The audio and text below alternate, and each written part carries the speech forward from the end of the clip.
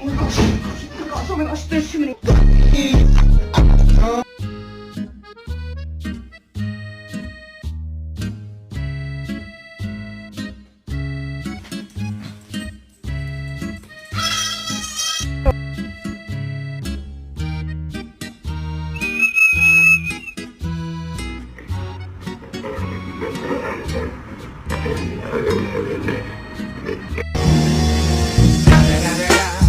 It's the motherfucking Eagle Double G.